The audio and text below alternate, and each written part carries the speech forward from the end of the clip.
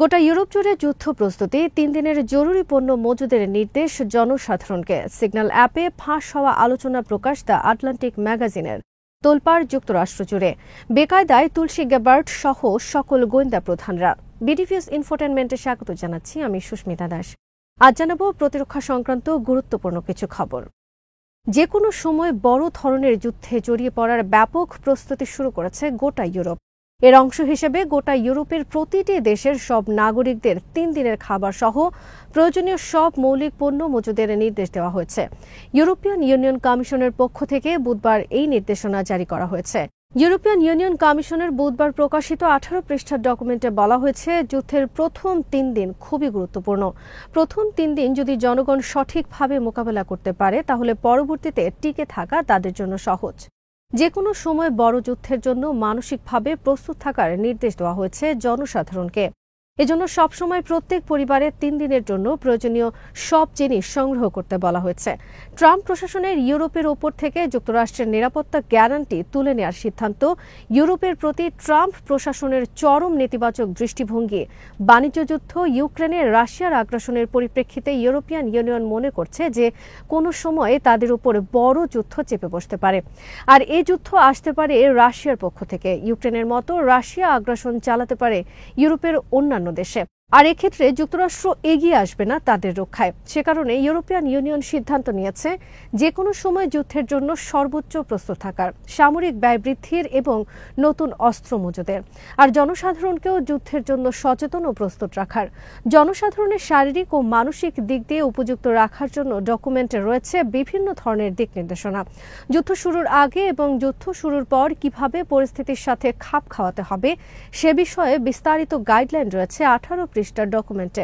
যুদ্ধ পরিস্থিতিতে জনগণকে শারীরিক ও মানসিকভাবে উপযুক্ত রাখার জন্য এবং জনগণ যাতে যুদ্ধের মধ্যে টিকে থাকতে পারে সেজন্য বিভিন্ন দেশের সরকারের পক্ষ থেকে কি কি পদক্ষেপ গ্রহণ করতে হবে সে বিষয়েও গাইডলাইন রয়েছে ডকুমেন্টে। এতে বলা হয়েছে, প্রতিটি দেশের সরকার অবিলম্বে শিক্ষা ব্যবস্থায় অন্তর্ভুক্ত করবে এসব বিষয়।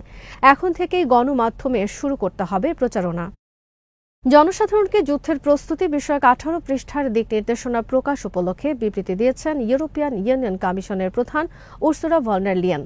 বিবৃতিতে তিনি বলেছেন, নতুন বাস্তবতায় আমাদের এখন প্রয়োজন নতুন প্রস্তুতি। আমাদের জনগণ, আমাদের সদস্য রাষ্ট্রগুলো, আমাদের ব্যবসায়ী সম্প্রদায় আকস্মিক যুদ্ধের ক্ষেত্রে কিভাবে সংকট মোকাবেলা করবে তা সঠিকভাবে জানা থাকতে হবে।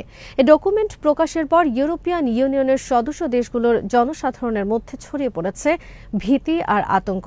অনেকে কোনো বিলম্ব না করে ছুটেছেন সুপার শপের দিকে, শুরু করেছেন কমপক্ষে 3 দিনের পণ্য সামগ্রী মজুদের কার্যক্রম। যাদের সামর্থ্য আছে তারা আরও বেশি দিনের পণ্য মজুদ শুরু করেছেন। খালি হয়ে গেছে বিভিন্ন সুপার শপের সারি সারি সেলফ। এছাড়াও যুদ্ধের সময় আত্মরক্ষার জন্য অনেক পরিবার উদ্যোগ নিয়েছে বাংকার খনন সহ অনেক ধরনের নিরাপদ আশ্রয়ের ব্যবস্থা। রাষ্ট্রীয়ভাবেও সব দেশে সুরক্ষিত বাংকার সহ অনেক ধরনের নিরাপদ আশ্রয় গড়ে তোলার উদ্যোগ নেওয়ার কথা বলা হয়েছে বিভিন্ন দেশের সরকারের পক্ষ থেকে। প্রথম ও দ্বিতীয় বিশ্বযুদ্ধে ব্যাপক ধ্বংসলীলার মুখোমুখি হয়েছিল ইউরোপ। ভবিষ্যতে সম্ভাব্য কোনো যুদ্ধে যাতে একই পরিণতি বরণ করতে না হয় সেজন্য বিভিন্ন দেশ প্রস্তুতি শুরু করেছে। দ্য আটলান্টিক ম্যাগাজিন বুধবার প্রকাশ করেছে, সিগন্যাল অ্যাপে যুক্তরাষ্ট্রের শীর্ষ পর্যায়ের কর্মকর্তাদের রাষ্ট্রীয় গোপন তথ্য নিয়ে গ্রুপ চ্যাটের বিস্তারিত ডায়ালগ। এ নিয়ে তোলপাড় চলছে গোটা যুক্তরাষ্ট্র জুড়ে। সরকারের পক্ষ থেকে বারবার বলা হয়েছে কোনো গোপন তথ্য ফাঁস হয়নি। তারা কোনো গোপন তথ্য নিয়ে আলোচনাও করেননি সিগন্যাল অ্যাপে। কিন্তু প্রকাশিত তথ্যে দেখা গেছে খুবই গোপনীয় বিষয় নিয়ে তারা আলোচনা করেছেন একটি পাবলিক অ্যাপে, যা দেশটির নিরাপত্তার জন্য ছিল খুবই ঝুঁকিপূর্ণ। ইয়েমেনে হামলা সহ যুক্তরাষ্ট্রের অনেক গোপন সামরিক পরিকল্পনা নিয়ে গ্রুপ চ্যাট করেছিলেন তারা। তাছাড়া রয়েছে ইউরোপ বিষয়ে ট্রাম্প প্রশাসনের তীব্র ক্ষোভের প্রসঙ্গ। সে আলোচনায় ছিল অনেক গুরুত্বপূর্ণ তথ্য যা এখন ধারাবাহিকভাবে প্রকাশ করতে শুরু করেছে ম্যাগাজিনটি। এ নিয়ে যুক্তরাষ্ট্র জুড়ে চলছে তুমুল বিতর্ক। হোয়াইট হাউসে বুধবার ডাকা হয়েছিল জাতীয় নিরাপত্তা সংস্থার প্রধান বিতর্কিত তুলসী গ্যাবার্ট, সিআইএ প্রধান সহ আরও অনেক কর্মকর্তাদের। তারা এই ঘটনার জন্য প্রতিরক্ষা মন্ত্রী পিট হেগসেথকে দায়ী করেছেন। সিগন্যাল অ্যাপের গ্রুপ চ্যাটে যুক্ত ছিলেন সিআইএর প্রধানরাও। ফলে ঘটনায় ফেঁসে যাচ্ছে দেশটির শীর্ষ গোয়েন্দা কর্মকর্তারাও। এর আগে মঙ্গলবার ন্যাশনাল ইন্টেলিজেন্স প্রধান তুলসী গ্যাবার্ড, ন্যাশনাল সিকিউরিটি এজেন্সির মহাপরিচালক, এফবিআই পরিচালক, সিআইএ পরিচালক, সামরিক গোয়েন্দা সংস্থা পরিচালক সহ অন্যান্য আরও অনেক উচ্চ পদস্থ কর্মকর্তাদের ওয়াশিংটনে মুখোমুখি হতে হয়েছে প্রভাবশালী অনেক কংগ্রেসম্যানদের। সিএএন এর খবরে বলা হয়েছে, সেখানে তুলসী গ্যাবার্ডের সাথে উত্তপ্ত বাক্য বিনিময় ঘটে কংগ্রেসম্যানদের সাথে। তুলসী গ্যাবার্ড দাবি করেন কোনো গোপন তথ্য ফাঁস হয়নি, কিন্তু বাস্তবে দেখা গেছে অনেক গোপন তথ্য ফাঁস হয়েছে, যা এখনও প্রকাশিত হচ্ছে বিভিন্ন গণমাধ্যমে। এ সময় একজন কংগ্রেসম্যান অভিযোগ করেন সামরিক পরিকল্পনা, অস্ত্র প্যাকেজ, টার্গেট অনেক কিছু সম্পর্কে জানার ঘাটতি রয়েছে তুলসী গ্যাবার্ডের।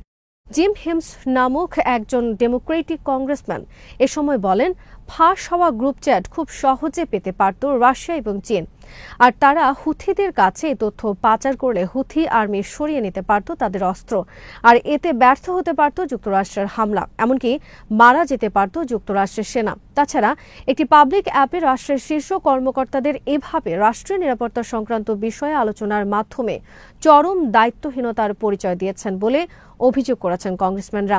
অনেকে প্রতিরক্ষা মন্ত্রীসহ জড়িতদের অবিলম্বে পদত্যাগ দাবি করেছেন। আটলান্টিক ম্যাগাজিনে প্রকাশিত গ্রুপ চ্যাটে রয়েছে কিভাবে ইয়েমেনে হামলা শুরু হবে সে বিষয়ে বিস্তারিত তথ্য।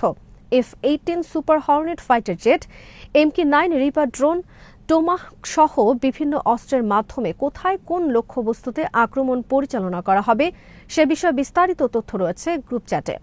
আটলান্টিকের editor in chief Jeffrey Goldberg বলেছেন, গোয়েন্দা সংস্থা সিআই এর অনুরোধের কারণে অতি গুরুত্বপূর্ণ কিছু তথ্য তিনি প্রকাশ না করার সিদ্ধান্ত নিয়েছেন।